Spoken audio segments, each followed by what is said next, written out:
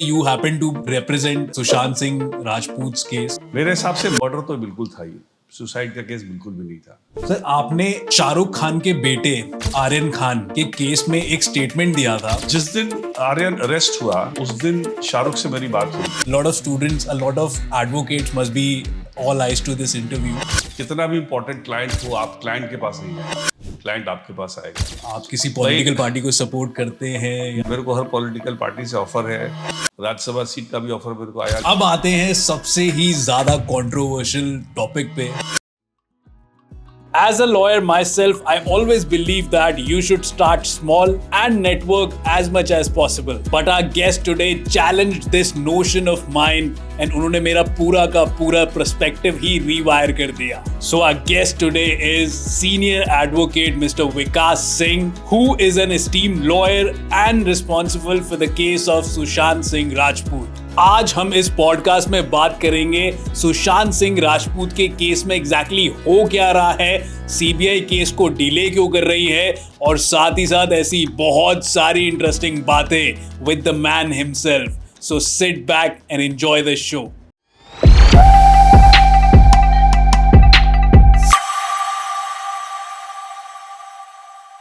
Sir, स्वागत है आपका हमारे पॉडकास्ट पे and thank you so much sir, आपने टाइम दिया, आप हमसे मिले एंड हमारे शो की आपने शोभा बढ़ा दी sir. No, I've heard a lot about legal Baba, तो मैंने कहा why not let me also be on your channel and speak my my whatever are my views on various issues. So most welcome. Sir, you're just being humble, sir, but ठीक है sir, thank you so much for appreciating my work sir. I am very happy sir, अगर आपके जैसे कोई eminent personality ऐसा कुछ बोलती हैं. तो स्टार्ट करते हैं सर, आपकी जर्नी से स्टार्ट करते हैं sir. We all know your legal endeavours, we all know your story. आपके बहुत सारे आर्टिकल्स हमने पढ़े हैं, आपके बहुत सारे न्यूज़ चैनल पे वीडियोस देखी हमने.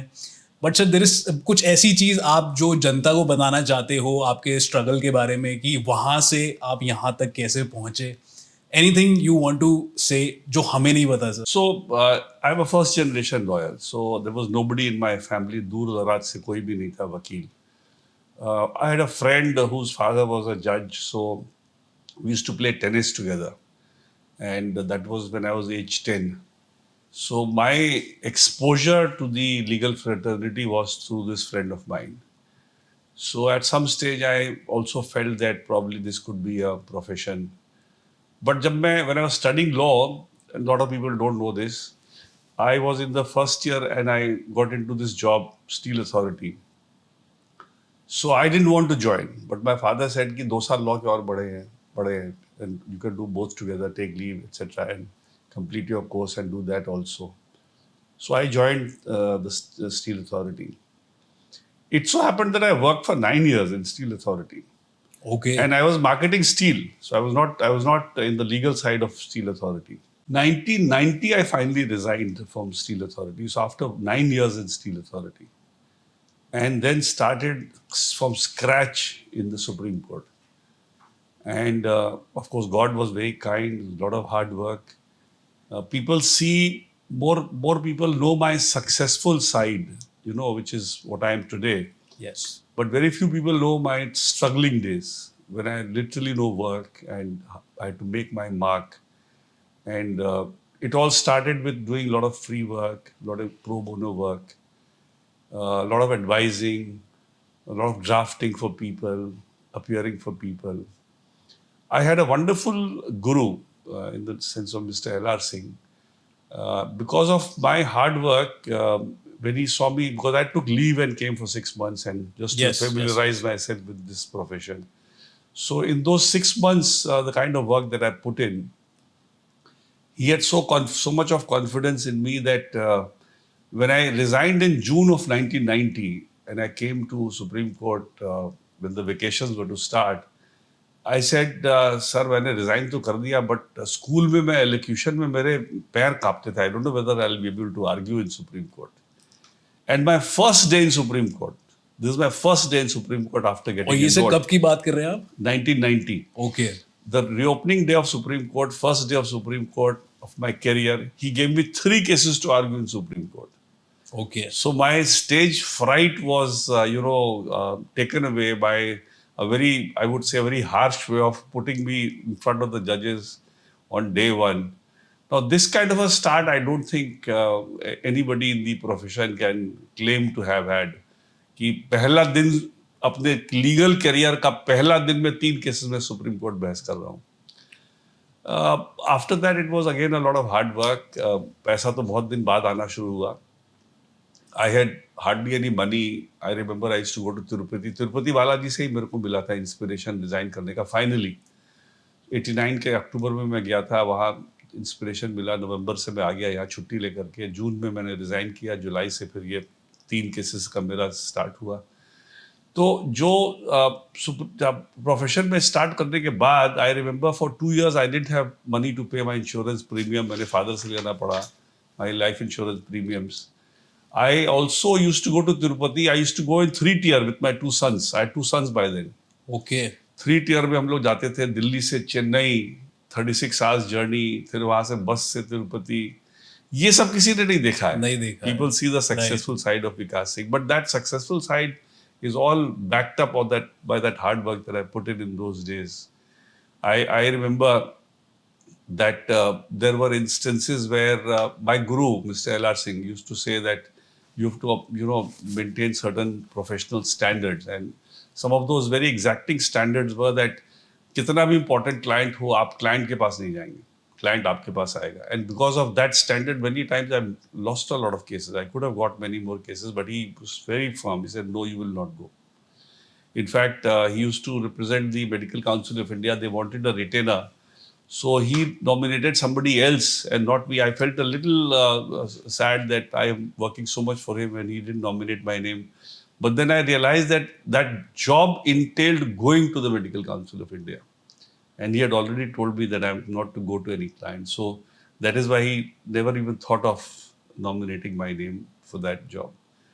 उसके बाद धीरे धीरे of course I got senior designated in 2004 and 2005 I was lucky to become the additional solicitor general. Additional solicitor general में बहुत से मेरे ऐसे cases हुए जिसको कि I not because I thought of getting publicity but just because I felt that was right. For instance, for telling the Supreme Court that you can't intervene in matters which are completely in the executive domain.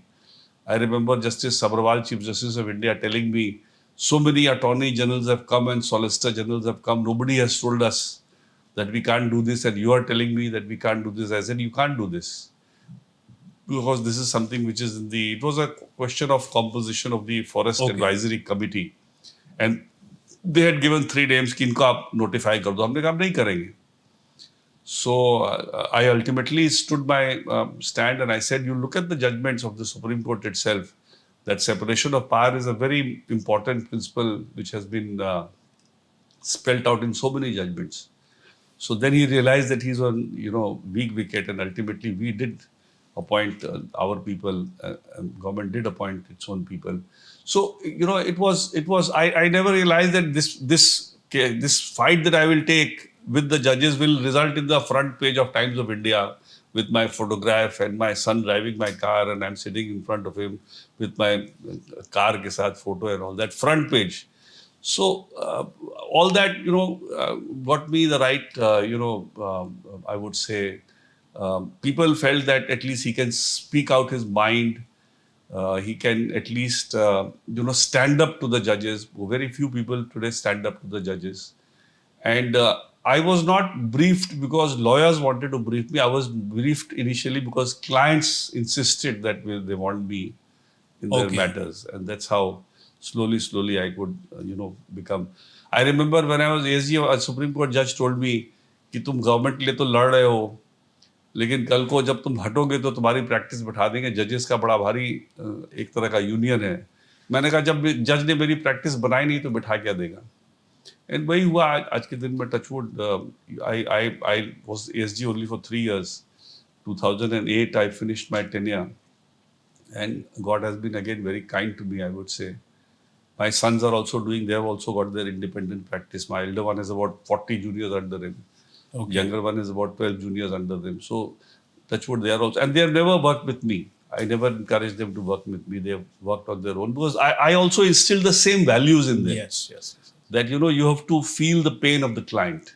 Correct. If you feel the pain of the client, then you are in the right profession. Don't look at the money in the pocket of the client. Look at the problem that he's come with to you. If you can solve his problem, you will get more clients. But if you look at his money and don't think of his problem, then he will never feel that bonding with you, which a client has with a lawyer. मेरे को याद है मेरे client हार के भी मेरे को 2-2 साल बाद मनी ऑर्डर किसी ने किया, किसी ने डिमांड ड्राफ्ट बना के भेजा पैसा. तो इसलिए that kind of commitment to the profession. And I go whenever I go to these law colleges, I tell these students that जो लिटिगेशन में जो सक्सेस का स्कोप है for a first generation lawyer, I am a first generation lawyer, no backing, उसका कोई मुकाबला ही नहीं है. बट प्री रिक्विजिट यही है, you should be able to work hard, very hard. I mean, there is no, I remember when my children were small and if they had to be taken to the hospital, my wife used to take them alone. Even my wife, several times I have admitted her to the hospital and come to the court and evening mein jaake pick up kiya hai. So that kind of sacrifice is there. But then that is how this profession is, very exacting in the initial years. And if you do that hard work in the initial years, then of course, this profession then becomes rewarding also. But sir आपसे बिल्कुल different advice सुनने को आ रही है, because I am sure a lot of students, a lot of advocates must be all eyes to this interview. आप बता रहे हैं कि सर आप पहले ही सुप्रीम कोर्ट चले गए. मतलब मुझे जहाँ तक याद है, मुझे भी ये सिखाया गया था कि नहीं, पहले डिस्ट्रिक्ट कोर्ट में प्रैक्टिस करो, उसके बाद हाई कोर्ट आओ, उसके बाद सुप्रीम कोर्ट की सोचो. आपने डायरेक्टली सुप्रीम कोर्ट कर लिया. आपके जो गुरुजी है उन्होंने आपको बोला कि आप क्लाइंट के पास मत जाइए, क्लाइंट को आपके पास आने दीजिए. मतलब हमारे यहाँ पे सिखाया जाता है जितना नेटवर्किंग बनाना बनाओ, सो दैट क्लाइंट आपके साथ अटैच हो, आपके साथ एक रिलेशन बिल्ड करे, एक बॉन्डिंग बिल्ड करे. इसके पीछे क्या कॉन्सेप्ट है सर? सो लिटिगेशन में क्या है ना कि जो हमारा ये जो बार काउंसिल का जो रूल्स है, उसमें आप ऐसे भी काम किसी से वो नहीं कर सकते. तो आप एडवर्टाइज अपने बारे में नहीं कर सकते, आपका नेम प्लेट भी एक सर्टेन साइज से बड़ा नहीं हो सकता. तो आपको काम आएगा कैसे? आपका एक तरीका है जो आप बता रहे हैं कि नेटवर्किंग करके, वो एक लोग बहुत तेज अगर भागना चाहें तो नेटवर्किंग मेरे हिसाब से फायदा करता है जरूर. लेकिन जो सबसे श्योर और टेस्टेड तरीका है वो है वर्ड ऑफ माउथ. आपका एक क्लाइंट आया, आपने उसके साथ अच्छा केस किया, उसकी अच्छी मेहनत की, उसके साथ अच्छे तरीके से उसके केस को डील किया, उसने 4 जगह कहा आपके बारे में. स्लो जरूर है. मेरे जो बेटों का जो सक्सेस है is far faster than my success, but may be the times have changed. But slow and study हमारा ये सिलसिला चलता रहा, क्योंकि एक मुंह से जब दूसरे मुंह को जाती. आई रिमेम्बर जब मेरे पास कई बार सुप्रीम कोर्ट में केस आते थे और मैं देखता था, मैं कहता था कि इसमें कोई केस में दम नहीं है. एक्चुअली अपने लिए नुकसान करता था, क्योंकि उसका केस में शायद फाइल करता, फीस तो मेरे को दे ही रहा था वो, लेकिन मैंने उसको एडवाइस किया कि केस में दम नहीं है. किसी दूसरे वकील के पास गया, उसने कहा नहीं बहुत दम है. फिर वो जब कोर्ट में गया, डिसमिस हुआ, तो उसको मेरी याद आई कि उन्होंने कहा था कि केस में दम नहीं है. तो उसने फिर दूसरे किसी से कहा कि देखो उनके पास जाओ, जेन्युइन एडवाइस देंगे. वकालत में और आज के दिन में मेडिसिन में भी a genuine advice is at a huge premium. आपको एडवाइस अपना इंटरेस्ट देख करके लोग कर देंगे, बट आपका इंटरेस्ट नहीं देखेंगे उस एडवाइस करने में. And that is where the lawyers falter. तो हमारा जो जिस स्कूल से मैं बढ़ा हूँ, जिस स्कूल ऑफ थॉट से मैंने इस प्रोफेशन में काम किया है, वो थोड़ा स्लो जरूर रहा है, लेकिन स्लो एंड स्टडी रहा है. पूरे मेरे आज 35 साल मेरे को हो गया, एक्सेप्ट फॉर दोस 3 इयर्स जो मैं एडिशनल सॉलिसिटर जनरल था. 35 साल में मेरे को कभी भी आज नहीं मालूम कि कल मेरे पास कौन केस होगा. इसलिए वो एक सस्पेंस बना रहता था. लेकिन भगवान की ऐसी कृपा रही, या तो मेरे हार्ड वर्क का मेहनत कह लीजिए, भगवान की कृपा तो ऑफकोर्स रही कि आशीर्वाद, बड़ों का आशीर्वाद रहा कि कभी भी मेरे को ये सोचना नहीं पड़ा कि मेरे को अगला केस कहाँ से आया, किसने भेजा. जब घर भी खरीदा, भले पैसा नहीं था, उसको लोन से खरीदा, लोन पे ऑफ किया, एक घर, दूसरा घर खरीदा, तीसरा घर खरीदा। मतलब जो सारा काम मैं करता रहा ना, मेरे कोई काम में रुकावट कभी नहीं आई। ये नहीं हुआ कि मेरे को कभी परेशान होना पड़े या तो कभी हॉलिडे लेने में। मेरे को याद है पहले पहले मैंने कमाई किया तो मैं चला गया छुट्टी यूरोप घूमने अपनी पत्नी को लेके। तो इसलिए 19 दिन का मेरे को याद है Trafalgar, that was my first visit abroad. Trafalgar का टूर लेकर के 7 यूरोपियन कंट्रीज को 95 में मैं गया। 90 से स्टार्ट की, तो पहली पहली कमाई थोड़ी जो पूंजी जमा की थी वो उस समय तक हो पाई थी। इसलिए लाइफ को I have taken it as a journey where everything has to be done together. ये नहीं कि आज कमाएंगे कल एंजॉय करेंगे। आज जितना कमाए उसी में एंजॉय करो। चाहे ट्रेन से ही मैं पटना जाता था अपने छुट्टियों में, तो पटना में ही एंजॉय करता था क्योंकि वहां बचपन बीता था। अब विदेश चला जाता हूँ। पॉइंट ये है कि एंजॉयमेंट करने का तरीका ये है कि भाई काम भी करो साथ साथ एंजॉय भी करो। इसलिए ये जो फंडा है जो आप जिसकी आप बात कर रहे हैं आज के जनरेशन में, जिसकी बहुत चर्चा होती है कि नेटवर्किंग करो। नेटवर्किंग आपको शायद उसी में थोड़ा ज़्यादा तेज भागने में मदद करेगा। करेक्ट। लेकिन अदरवाइज इस प्रोफेशन में अगर आप बहुत तेज ना भागना चाहो, और बिना तेज भागे भी कोई ये बुरा नहीं है जहाँ मैं पहुंचा हूँ भगवान की दया से। इसलिए ये नहीं है कि इस जर्नी में मेरे को कोई तकलीफ हुई है। थोड़े ज़्यादा पैसे कमाए जाते तो क्या होता, मतलब कोई ऐसा थोड़ी कि मेरा रहन सहन बदल जाता। रहन सहन तो यही रहता है। इसलिए वो एक सोच है मेरे हिसाब से। लेकिन जो इसमें मजा है ना, वो उसमें मजा मेरे हिसाब से नहीं है, क्योंकि आपने उस जर्नी में आपको किसी ना किसी को श्रेय देना पड़ेगा अपने सक्सेस के लिए। यहाँ श्रेय आपको अपने ऊपर जाता है, अपनी मेहनत और अपने लगन और उसके जो वजह से आपको तरक्की मिलती है। आई टोटली अग्री सर, बहुत कुछ सीखने को मिल रहा है। पॉडकास्ट बहुत अच्छा जाने वाला है, आई एम श्योर। सर, आपने एडवर्टाइजमेंट की बात करी। I so want to ask this question, क्या आपको नहीं लगता सर एडवोकेट्स को भी एडवर्टाइजमेंट स्टार्ट कर देनी चाहिए, या ऐसा कोई लॉ अमेंड हो जाना चाहिए? I know it's not allowed according to Advocates Act, but आपको नहीं लगता सर कि जो नए बडिंग लॉयर्स हैं, नए इस प्रोफेशन में कदम रख रहे हैं, जिनका कोई नहीं है, आपके जैसे सर फर्स्ट जनरेशन एडवोकेट्स हैं, तो उनके लिए एडवर्टाइजमेंट मार्केटिंग कितनी ज़रूरी है इस टाइम पे? देखिए, वो आपको पता नहीं मालूम है, डॉक्टर भी एडवर्टाइज नहीं कर सकता। इवन डॉक्टर को भी ही डजंट हैव, जो हमारे पे लिमिटेशन है उन पे भी लिमिटेशन है। तो ये दोनों प्रोफेशन को थोड़ा एक डिफरेंट लेवल पे, इसको एक बिजनेस के तौर पे नहीं कभी भी सोचा गया है। इसको सोचा गया है कि ये एक सर्विस है, और इस सर्विस को आप एडवर्टाइज करके क्या है ना, आप कूड़े को भी बेच दे सकते हैं एडवर्टाइजिंग के बल पे। इस प्रोफेशन में जो आपका हुनर बिक रहा है, जो आपका जो काबिलियत जो बिक रही है, जिसके वजह से आपके पास दूसरा क्लाइंट आता है, उस हुनर को कोई एक्सपीरियंस करता है, तभी उसके बेसिस पे दूसरे को बोलता है। जो जर्नी की मैं बात कर रहा हूँ कि एक से दूसरा आता है। अगर वो एक्सपीरियंस करके नहीं आपके पास आएगा और सिर्फ किसी के कहने पे आएगा, देखिए इसमें कोई ये नहीं है कि आपका बोर्ड देख करके कोई आपके पास स्ट्रेट अवे आ जाते हैं कुछ लोग ऐसे भी। बट मैंने जिंदगी में देखा है कि जितने केस बिना रेफरेंस के आते हैं, उनको हैंडल करना सबसे मुश्किल होता है। वो उनकी एक्सपेक्टेशन डिफरेंट लेवल की होती है, वो उनके साथ एक कंफर्ट नहीं होता। लेकिन जो किसी के रेफरेंस से आता है ना, उसमें उसको भी मालूम है कि मैं इनके पास जा रहा हूँ तो ये मेरे को ठीक से मेरा केस देखेंगे, मेरे प्रॉब्लम को समझेंगे। तो इसलिए वो एक तरह का शुरू से ही एक बॉन्ड बनता है बिकॉज ऑफ द रेफरेंस। बिना रेफरेंस के काम में फिर वो एडवर्टाइजिंग वाला जो काम होगा वो बॉन्ड नहीं बन पाएगा, जो क्लाइंट के साथ एक बॉन्ड बनता है शुरू में। इसलिए मेरे हिसाब से एडवर्टाइजिंग तो सही है, नहीं होना चाहिए दोनों प्रोफेशन में, क्योंकि हमारे प्रोफेशन को थोड़ा एक नोबल प्रोफेशन माना गया है शुरू से ही, और हम चाहते हैं बना रहे। सर, लोकसभा इलेक्शंस 2024, इनके बारे में आपका क्या कहना है? मतलब आप किसी पॉलिटिकल पार्टी को सपोर्ट करते हैं या? मैं आज के दिन में मेरा जो भी स्ट्रेंथ है ना, मेरे को जो भी मीडिया वाले बुलाते हैं सिर्फ इसीलिए बुलाते हैं क्योंकि मैं न्यूट्रल आदमी हूँ। मैं किसी पॉलिटिकल पार्टी का, मेरे को हर पॉलिटिकल पार्टी से ऑफर है, राज्यसभा सीट का भी ऑफर मेरे को आया, लेकिन मैंने कभी सोचा भी नहीं, क्योंकि मेरे को उस लाइन में जाने की कोई इच्छा नहीं है, बिल्कुल भी नहीं है। रीजन ये है कि मेरे को लगता है कि मैं इस काम में खुश हूँ, मेरे को उस काम में करने की उसकी कोई इच्छा नहीं है।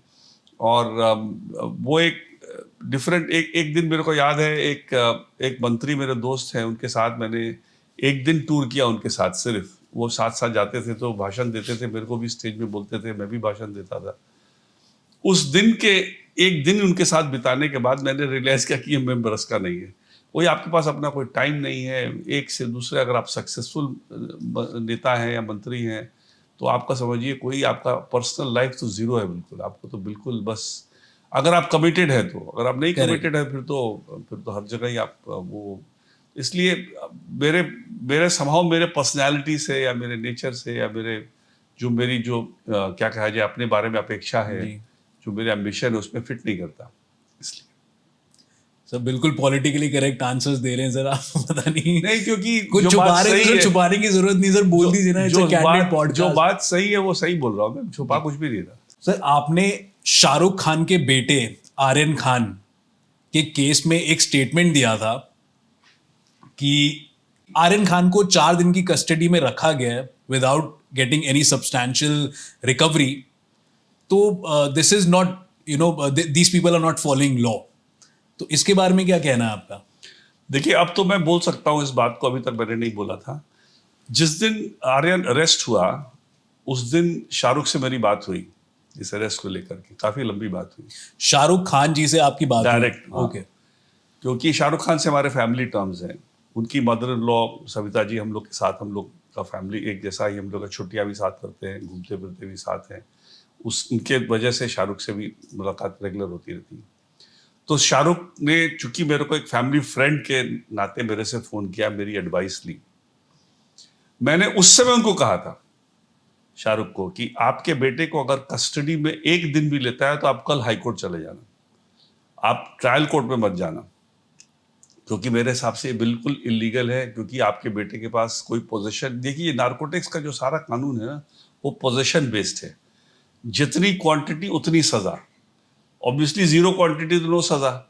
इसलिए शाहरुख खान के बेटे को एक दिन भी कस्टडी में लेना मेरे हिसाब से इलीगल था। लेकिन हुआ क्या, उनके लोकल, मैं उनका टीम एडवाइजर नहीं, उनका लॉयर नहीं हूं मैं जी। मैं दोस्त की हैसियत से मैंने एडवाइस किया। उनके लोकल लॉयर ने कुछ और सजेस्ट किया, उनको डरा दिया, उनको कहा कि नहीं आप सीधे हाई कोर्ट जाओगे, डिसमिस हो गया तो क्या करोगे। तो एक मेरे हिसाब से गलत एडवाइस में फंस गए बेचारे, और गलत एडवाइस के चक्कर में उसको, लड़के को इतना दिन सफर करना पड़ा। मेरे हिसाब से एक दिन भी उसको नहीं रहना चाहिए था। और अल्टीमेटली देखिए वही हुआ, अल्टीमेटली हाईकोर्ट नहीं दिया उसको बेल, लोअर कोर्ट से बेल मिल नहीं सकता। इनफैक्ट इवन वाले ने भी काफी इनको गुमराह किया। शुरू में इनको ये बोलते रहे कि एक दिन में रख के कल छोड़ देंगे इसको, तो इसलिए इनको भी लगा कि वाले खुद ही बोल रहे हैं एक दिन में छोड़ देंगे, बट वो एक तरह का चाल था उनको फंसाने का। इसलिए ये के बातों में भी और लोकल लॉयर के बातों में उस लड़के को सफर करना पड़ा मेरे हिसाब से। अदरवाइज वो बिल्कुल, he had no business to go to jail even for a day. Sir अब आते हैं सबसे ही ज्यादा कंट्रोवर्शियल टॉपिक पे, मे बी केस कह लीजिए उसको। And also sir you happen to represent Sushant Singh Rajput case. So ये sir one of the most trending topic भी है आजकल। इनफैक्ट कल ही एक्टर मनोज वाजपेयी ने कुछ स्टेटमेंट दिया था फॉर सुशांत सिंह राजपूत, एंड तब से भी ये एक अलग ही लेवल पे आ गया है, ट्रेंड होने लग गया है। तो सर इस केस के बारे में बताइए ना सर, क्या आप कैसे डील कर रहे हैं, क्या हो रहा है अभी तक? तो इस केस में जो मेरा मानना है एंड व्हाटएवर जो मैंने देखा इस केस को लेकर के, मेरे हिसाब से मर्डर तो बिल्कुल था, ये सुसाइड का केस बिल्कुल भी नहीं था। आप कह रहे हैं सुशांत सिंह राजपूत का सुसाइड नहीं था? नहीं था, ये मर्डर किया गया। मर्डर किया गया, नंबर 1। नंबर 2, इस केस को एक पर्टिकुलर स्टेज पे परिवार ने सडनली कहा कि अब इसको हमको आगे नहीं करना है। अब क्या उनके ऊपर दबाव था, किस वजह से उन्होंने कहा, मेरे को याद है एक एप्लीकेशन रेडी था हमारा फॉरेंसिक टीम को बदलने के लिए। बिकॉज आपको याद होगा ये गुप्ता जी जो फॉरेंसिक के हेड थे यहाँ एम्स के, इन्होंने मेरे से पर्सनली कहा था, निशान देख के, जो सिस्टर ने मेरे को फोटो दिया था, मैंने उनको भेजा था कि ये डेथ बाय स्ट्रैंगुलेशन है, ये तो हैंगिंग का हो ही नहीं सकता डेथ, ये वो निशान को देख के कहा जी। बाद में वही पलट गए थे। तो मैंने कहा कि ये दूसरा टीम बनाना चाहिए। बट उस स्टेज पे क्या हुआ उसके बारे में मैं या मेरे से बेटर कहिए तो मैं बोलना नहीं चाहता, बोलना नहीं चाहिए मेरे को, ये थोड़ा क्लाइंट का प्रिविलेज है। लेकिन परिवार ने एक पर्टिकुलर स्टेज पे डिसाइड किया कि अब विकास जी छोड़ दीजिए इसको, अब इसमें हम लोग नहीं कुछ करना चाहते। तो जब उन्होंने खुद ही डिसाइड किया कि नहीं करना चाहते, तो मेरा अपना केस तो था नहीं, मैं कोई पब्लिक सोशल सर्विस तो कर नहीं रहा था। जब मेरा क्लाइंट ही इंटरेस्टेड नहीं आगे इस केस को बढ़ाने में, तो मेरे को उसके बाद से छोड़ना पड़ा। इनफैक्ट इसको लेकर के मेरे को काफ़ी ट्विटर वगैरह पे ट्रोल भी किया गया। विकास जी, मेरे जो घर खरीदा तो लोगों ने कहा, ट्विटर में ज़्यादा देखता नहीं हूँ, कहा कि विकास जी इसीलिए शांत हो गए, उन्होंने नया घर खरीद लिया। मतलब बहुत ही गंदे तरीके से लोगों ने उसको ट्रोल किया उस चीज़ को छोड़ने के लिए। लेकिन मेरा लिमिटेशन था, उस लिमिटेशन में मैं आगे कुछ कर नहीं सकता था। इसलिए उसके बाद से अब सीबीआई क्या कर रही है, क्या उसमें किस दिशा में ले जा रही है, उसमें क्या अल्टीमेटली करेगी, अभी किसी को नहीं पता।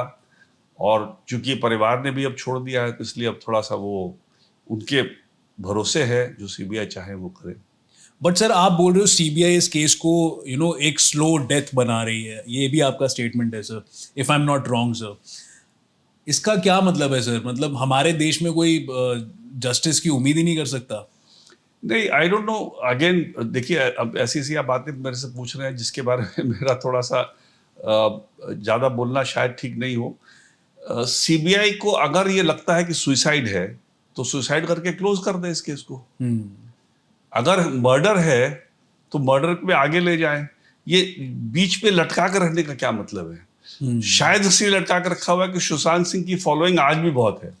करेक्ट। आज भी पूरे दुनिया में उसके बारे में लोग जस्टिस फॉर सुशांत सिंह सब लोग बोलते हैं। सर, ट्रेंड कर रहा है ये हैशटैग। इसलिए ये जो ट्रेंडिंग है, ये आज देखिए, सुशांत को मरे आज 4 साल हो गए, पूरे 4 साल अगले महीने हो जाएंगे जी।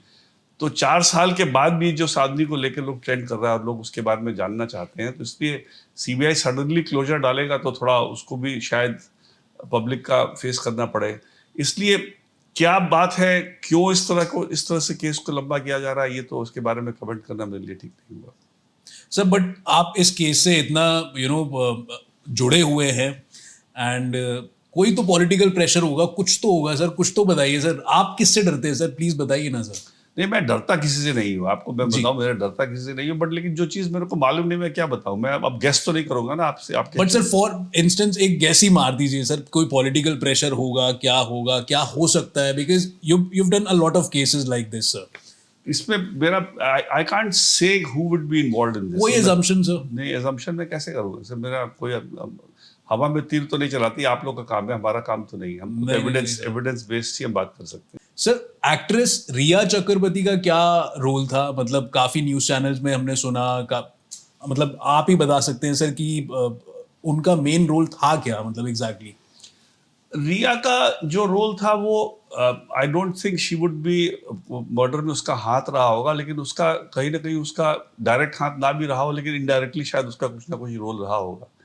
लेकिन वो जब तक कि पूरे जो कॉन्स्पिरेसी का जब तक कोई खुलासा ना करे, तो हर एक्टर का रोल पता नहीं चलेगा ना कि किसने किस तरह का रोल प्ले किया। Correct. And sir, Sushant Singh Rajput की जो मैनेजर थी, उनकी भी आई गेस 1 हफ्ता पहले डेथ हुई थी या कुछ मर्डर हुआ था, तो उससे कोई रिलेशन था क्या? तो रिलेशनशिप तो अभी अगेन गेस वर्क वाली बात है। लेकिन उसका केस शायद एग्जैक्ट फैक्ट्स तो पता होंगे। उसका केस तो शायद बॉम्बे पुलिस ने फिर से खोला है। अभी कुछ पेपर में कुछ दिन पहले आया था, आई थिंक 2-4 महीने पहले आया था, कि उन्होंने फिर से उस इन्वेस्टिगेशन को फिर से खोल रहे हैं। इसलिए वो शायद मामला अभी बिल्कुल खत्म नहीं हुआ है। सर, आपके हिसाब से हमारे देश में जस्टिस इतना डिलेड क्यों है सर? ये जो है बड़ा ही इम्पोर्टेंट टॉपिक है आपने छेड़ा है, लेकिन इसका जवाब बहुत हल्का नहीं है, इसका बहुत ही विस्तार से जवाब देना पड़ेगा। बट संक्षिप्त में आपको मैं बताऊं कि एक तो इंफ्रास्ट्रक्चर, जुडिशरी का इंफ्रास्ट्रक्चर में कमी है, खास करके लोअर जुडिशरी में बहुत कम है इंफ्रास्ट्रक्चर। हाई कोर्ट जजेस में भी वैकेंसीज बहुत सारी हैं पूरे कंट्री में, वो भी उससे भी डिले होता है जस्टिस डिलीवरी में। और हायर जुडिशरी में मेरा मानना है कि बेस्ट जजेस नहीं अपॉइंट हो रहे। अच्छे हो रहे हैं, मैं नहीं कह रहा कि खराब जज अपॉइंट हो रहे हैं, लेकिन बेटर जजेस होने चाहिए। और जजिंग में एक बड़ी इंपॉर्टेंट क्वालिटी होनी चाहिए जज में, वो होनी चाहिए डिसाइसिव होने की। आप ब्रिलियंट हो लेकिन आप डिसाइड ही ना कर पाइए, सुनते रहिए, घंटों घंटों सुनते रहिए, तो ऐसा जज मेरे हिसाब से बेकार है। करेक्ट। उसको डिसाइड करने की कैपेबिलिटी होनी चाहिए। बहुत लोग नहीं कर पाते डिसाइड, ब्रिलियंट होके भी डिसाइड नहीं कर पाते। इसलिए ये जो जो क्वालिटी है, ये कहीं ना कहीं जज पिक करने में कहीं ना कहीं ये क्वालिटी को देखी नहीं जा रही है। एक तो आप देखिए, जो हाई कोर्ट और सुप्रीम कोर्ट के जजेस का अपॉइंटमेंट है, वो उसमें कोई ट्रांसपेरेंसी नहीं, कोई वो नहीं होता किस किस तरीके से किसको अपॉइंट किया जाता है। तो एक तो वो ट्रांसपेरेंसी का लैक ऑफ ट्रांसपेरेंसी है, और हाई कोर्ट के जो अपॉइंटमेंट है उसमें तो कोई मेरिट का कोई क्राइटेरिया ही नहीं है। जो आप कॉलेजियम जिसको जानता है उसी में से बनाता है, तो जिसको जानता है जरूरी नहीं कि वो बेस्ट हो। बेस्ट की तलाश नहीं है। बेस्ट जो अवेलेबल है अमंग्स द लॉयर्स पूल, जिनको आप कंसिडर कर सकते हैं बनाने के लिए, उसकी कोई तलाश करने में इंटरेस्टेड नहीं है। लोअर जुडिशरी से आ रहे हैं, उसमें भी सीनियोरिटी से आप बना रहे हैं। लोअर जुडिशरी को तो और भी ज्यादा आपको देखना चाहिए कि भाई जो उसमें से बेस्ट हो, सीनियोरिटी को छोड़ करके आप अपॉइंट कीजिए। तो इसलिए कहीं ना कहीं जस्टिस डिलीवरी सफर करता है because of the lack of the right people being selected for appointment. Multinational companies में डबल शिफ्ट्स होती हैं सब, तो ऐसा कुछ कर देना चाहिए। Is this a nice idea कि एक सुबह 9-10 बजे से लेके 3 बजे तक एक शिफ्ट पे कोई बैठे, 3 बजे से लेके 8 बजे तक एक शिफ्ट पे कोई और बैठे, इससे क्या? देखिए, पॉसिबल है, why not, it is quite possible. लेकिन क्या है ना, उसके लिए आपको फिर स्ट्रेंथ डबल करना पड़ेगा। अगर मान लीजिए आज सुप्रीम कोर्ट में 34 या 35 जज है तो 70 करने पड़ेंगे। 70 के लिए पहले इंफ्रास्ट्रक्चर बनाना पड़ेगा, उतने हाउसेज, उतने सब कुछ, और फिर 70 को फिर शिफ्ट अलग से देना पड़ेगा। तो इसलिए पॉसिबल है, लेकिन वही है कि वो अभी तो क्योंकि जो एग्जिस्टिंग जजेस है वो ऑलरेडी बहुत ओवरवर्क्ड है। लोग कहते हैं कि जजेस छुट्टी लेते हैं, ये रियलाइज नहीं करते कि जज का सिर्फ काम 10 से 4 नहीं होता। 10 से 4 तो सिर्फ हम लोग को बर्दाश्त करते हैं वो। उसके अलावा फाइल पढ़ना, घर में जाके डिक्टेशन देना, 60 फाइल पढ़ के जजेस आते हैं कोर्ट रूम में। इसलिए बड़ा ही मुश्किल काम है, जज का काम जो है बहुत मुश्किल काम है। ये लोग रियलाइज नहीं करते। लोग इसको समझते हैं एक जॉब है कि आके, जैसे आप एक ब्यूरोक्रेट जाता है सवेरे से शाम ऑफिस में बैठ के चला जाता है, जज का काम वैसे नहीं है। इसलिए उस तरह से आप जिस तरह का आउटपुट चाह रहे हैं वो एग्जिस्टिंग स्ट्रेंथ से तो नहीं हो सकता। उसके लिए आपको पूरा एक सेपरेट कार्डर बनाना पड़ेगा, डबल करके हर जगह उसको करने के लिए। बट शायद उसकी जरूरत नहीं, अगर अच्छे लोग आ जाए तो शायद ऐसे ही पेंडेंसी खत्म हो जाए। एंड सर, मैं ये भी जानना चाहता हूँ, बिकॉज बहुत सारी क्वेरीज मेरे पास भी आते हैं इस बारे में कि फ्रॉम सोशल मीडिया, दैट हम पुलिस स्टेशन जाते हैं, पुलिस में हम कंप्लेंट देते हैं, but these people are not ready to file an FIR, these people are ready to take our complaints. हम बड़ी तकलीफ में इधर से उधर भाग रहे हैं, इधर से उधर भाग रहे हैं। तो आपको लगता है सर कि इसमें क्या कोई सोल्यूशन हम प्रोवाइड करा सकते हैं for general public? Sir for example, हमने किसी 3-4 एडवोकेट्स की टीम बिठा दी पुलिस स्टेशन में, जस्ट टू उनको साथ देने के लिए, उनका जो भी आ रहा है कंप्लेंट लिखवाने। ऐसा कोई रेमेडी? देखिए, पुलिसिंग का जो है इस कंट्री में बहुत जबरदस्त रिफॉर्म की जरूरत है, बहुत जबरदस्त। आज के दिन में जो पुलिसिंग चल रही है ना, वो सुप्रीम कोर्ट ने एक जजमेंट भी डिलीवर किया है कि पुलिस रिफॉर्म्स होने चाहिए। सबसे तो पहले पुलिस को एक प्रोफेशनल फोर्स बना करके और एग्जीक्यूटिव के कंट्रोल से बाहर ले जाना चाहिए। अगर चीफ मिनिस्टर डिसाइड करेगा और या उसको DG बनाएगा और SP की ट्रांसफर्स करेगा, तो फिर ऑब्वियसली कुछ ना कुछ उसका कंट्रोल होता है उसके ऊपर। अब किस पॉलिटिशियन को, अब आप देखिए, एग्जाम्पल के तौर पे अगर आप बिहार में चले जाइए, बिहार में प्रोहिबिशन है। अब प्रोहिबिशन का इफेक्ट क्या है? जो पॉलिटिकल पार्टी पावर में है उनके ही लोग बूट लेगिंग करते हैं। अब वो चूंकि बूट लेगिंग करते हैं तो उनको पुलिस अरेस्ट नहीं करती। करेक्ट। अरेस्ट करती सिर्फ जो अपोजिशन वाले करते हैं या जिनका पॉलिटिकल बैकिंग नहीं है। तो आराम से आप अपने घर बैठे बैठे you can ask for whatever drink you want और आपको डिलीवर हो जाता है। और कर रहे हैं बूट लेगिंग कौन? तो वही। और इफेक्ट क्या है? स्टेट को रेवेन्यू नहीं मिलता, एक्साइज ड्यूटी का हजारों करोड़ का नुकसान हो रहा है। तो अल्टीमेटली ये सिस्टम कहीं ना कहीं पूरा ही एक और अगर वो एसपी हिम्मत करके अगर पॉलिटिकल पार्टी के किसी बंदे को अरेस्ट कर ले जो बूटलेगिंग कर रहा है तो उसका ट्रांसफर हो जाएगा। इसलिए ये दिस इज अ प्रॉब्लम। ये प्रॉब्लम एग्जाम्पल आपको बूटलेगिंग का मैंने दिया, बट ये हर चीज में है, क्राइम में भी है। पॉलिटिशियन जब क्राइम करेगा या पॉलिटिशियन के कोई बंदे क्राइम करेंगे तो किसी दूसरे को अरेस्ट कर लिया जाएगा और केस कवर क्लोज भी हो जाएगा, ये दिखा करके उसके तरफ पुलिस पहुंचेगी भी नहीं। पुलिसिंग को प्रोफेशनल बनाना पड़ेगा। जब पुलिसिंग प्रोफेशनल होगी, इंडिपेंडेंट होगी, तभी आप जो आम आदमी को जो आप सोच रहे हैं कि उसको एक प्रॉपर पुलिस रिस्पॉन्स मिलेगा, अभी पुलिस रिस्पॉन्स प्रॉपर नहीं मिलता है। अगर आपको एफआईआर कराना है तो आपको भी पैरवी करानी पड़ती है और बिना उसके फिर वो आपका जो ट्रीटमेंट होता है थाने में वो सही नहीं होता। इसलिए ये गलत बिल्कुल है। ये जहाँ भी पब्लिक डीलिंग हो, उस पब्लिक डीलिंग में there should be a huge amount of sensitisation की कैसे आप डील करेंगे लोगों के साथ, कैसे उनका सारा वीडियोग्राफी बनना चाहिए, उनको कैसे आपने उनका एफआईआर क्यों रजिस्टर नहीं किया उसकी कहीं रिकॉर्ड होनी चाहिए, क्या कॉन्वर्सेशन चल रहा है आपका कंप्लेनेंट के साथ वो रिकॉर्ड होना चाहिए। तो इसलिए ये रिफॉर्म कोई लाना चाहता नहीं है, बिकॉज अगर ये ले आएंगे रिफॉर्म तो उनसे गलत काम नहीं करा पाएंगे। करेक्ट, रिफॉर्म पॉसिबल है लेकिन पॉलिटिशियंस चाहते नहीं कि रिफॉर्म लाए, क्योंकि अगर रिफॉर्म ले आएंगे और अगर ये इस तरह की ट्रांसपेरेंसी उनके फंक्शनिंग में ले आ पाएंगे तो कंट्रोल कैसे करेंगे उनको? कैसे फोन करके बोलेंगे भैया इसको छोड़ दो, ये हमारा आदमी है? That is the problem in this policing in this country. Sir हाल ही में एमडीएच और एवरेस्ट मसाले को बैन कर दिया है सिंगापुर, हांगकांग में, बट इंडिया में people are still consuming it. और आपको लगता है सर हमारे देश में एफएसएसएआई का they are weak at judging कि क्या फूड प्रोडक्ट है, कैसा है, क्या नहीं है? I'm not competent to comment on this because I'll tell you why. मेरे हिसाब से तो हमारे यहाँ भी काफ़ी इस मामले में काफ़ी स्ट्रिंजेंट कानून है। इम्प्लीमेंटेशन में एक आध इधर उधर हो सकता है, बट सिंगापुर ने क्यों बैन किया है? बिकॉज कई चीज़ हमारे जो जैसे जो प्रोडक्ट हमारे जो ट्रेडिशनल जो फूड आइटम्स माने जाते हैं उनके क्राइटेरिया में वो फिट नहीं होते होंगे, इसलिए वो शायद उन्होंने बैन किया होगा। इसलिए really speaking I am not competent to comment on this. Sir बहुत मजा आया आपसे बात करके, आपने बहुत कुछ सिखाया सर, और आप हमारे यूथ को भी बहुत कुछ सिखा रहे हैं sir, and thank you so much sir. कोई ऐसी सर 3 एडवाइस आप यूथ को देना चाहे जो एडवोकेसी में उन्होंने कदम रखे हैं अपने, वो आप दे दीजिए सर कैमरे पे। तो एक तो मैं बोलूँगा कि अगर एक तो लोगों को वकालत में इंडिपेंडेंट प्रोफेशन में आना चाहिए बनिस्बत की लॉ फर्म्स में जाएं।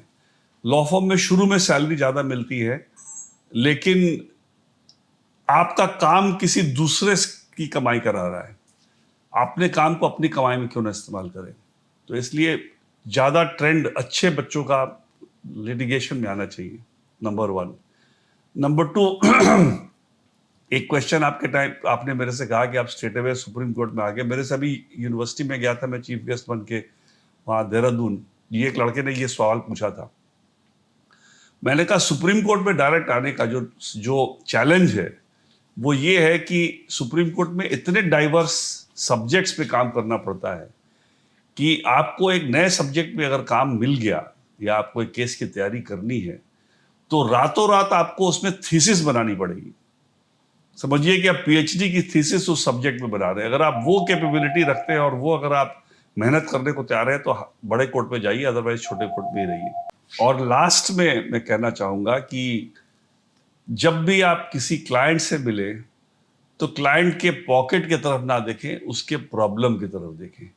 अगर उसके प्रॉब्लम को आप समझेंगे, उसको एक लीगल शेप, देखिए हर प्रॉब्लम का लीगल शेप होना चाहिए। अगर लीगल शेप नहीं है तो प्रॉब्लम को आप, अगर जस्टिसिएबल नहीं है तो क्लाइंट को आप रिलीफ नहीं दिला सकते। अगर हस्बैंड की बात वाइफ नहीं मानती है तो उसका कोई जस्टिसिएबल नहीं है, वो आपको वाइफ को पटांग बनाना ही पड़ेगा, कोई उपाय नहीं है। लेकिन जो आपके क्लाइंट का प्रॉब्लम है उसको आपको एक लीगल शेप दे करके उस प्रॉब्लम को सॉल्व करने का आपको प्रयास करना है। अगर आप इस एफर्ट में रहेंगे तो उसके पॉकेट से पैसा अपने आप आपके पास आ जाएगा। लेकिन अगर आप सिर्फ पॉकेट की तरफ देखेंगे तो कोई क्लाइंट आज के दिन में बड़े होशियार है, वो भी समझते हैं कि भाई हम तुम्हारे पास एक सर्विस के लिए आए हैं, आप हमको सर्विस दोगे तो हम भी आपको ख्याल रखेंगे। लेकिन और अच्छा सर्विस दोगे तो क्लाइंट से क्लाइंट बनता है।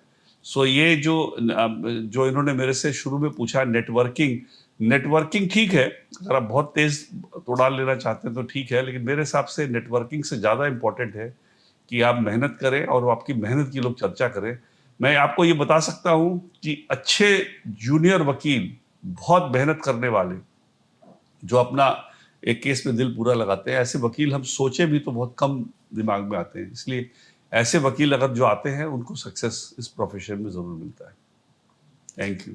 Thank you so much sir, thank you so much. तो कैसा लगा आपको ये पॉडकास्ट? आई होप आपको पसंद आया हो। नीचे कमेंट बॉक्स में कमेंट करके बताइएगा आपने क्या क्या सीखा इस पॉडकास्ट से। और गाइस मेरा यूट्यूब चैनल भी सब्सक्राइब कर लीजिए, क्योंकि नेक्स्ट वीडियो भी आने वाली है, बहुत जल्द आने वाली है। Thank you so much.